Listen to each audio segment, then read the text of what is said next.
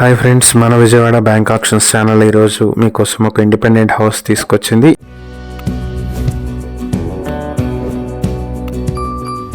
ఇది అజిత్ సింగ్ నగర్ లో ఉన్నటువంటి G+2 బిల్డింగ్. ఇది మొత్తం 66 స్క్వేర్ యార్డ్స్ లో ఉంటుంది. ఇది ఈస్ట్ ఫేసింగ్ లో ఉన్నటువంటి బిల్డింగ్. ఇది దీనికి 80 అడుగుల రోడ్డు కూడా ఉంది. 4 years ఓల్డ్ బిల్డింగ్.